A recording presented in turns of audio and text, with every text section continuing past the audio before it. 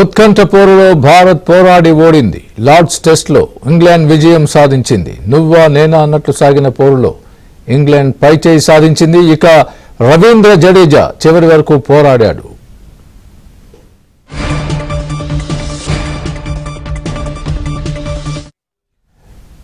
ఇదే అంశానికి సంబంధించి మరింత అనాలిసిస్ మా స్పోర్ట్స్ అనలిస్ట్ వెంకటేష్ గారు చెప్తారు.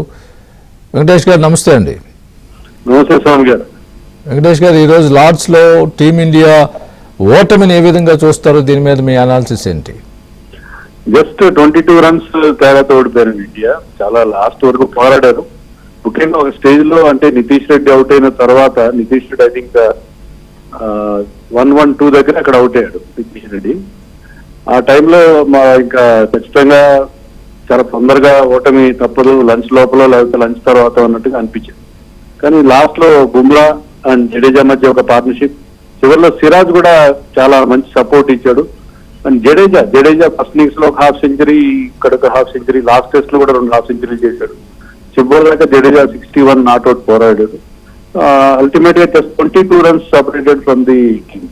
మనకి ఏమనిపిస్తుంది అంటే లాస్ట్ లో ఇంత బాగా ఆడారు అంటే బాల్ కాస్త మెత్తబడింది. Batting was much more easy when Bumrah and Siraj were batting.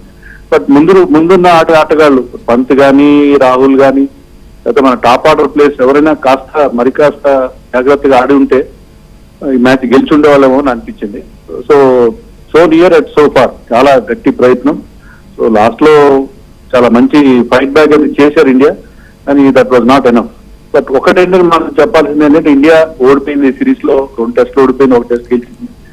ఓడిపోయిన 2 టెస్ట్ లో కూడా మన వాళ్ళు చాలా గట్టిగా పోరాడారు. గెలిచిన టెస్ట్ మ్యాచ్ లో చాలా పెద్ద మార్జిన్ తో గెలిచారు. So series still wide open. ఒక మ్యాచ్ వెనకబడినప్పటికీ ఇండియా మ్యాచ్ లో కూడా చాలా గట్టి ఫైట్ ఇచ్చింది. ఆ విషయం ఆ విధంగా చూస్తే మన యంగ్ ఇండియన్ టీమ్ ని మనం అప్రిషియేట్ చేయకుండా ఉండాలి.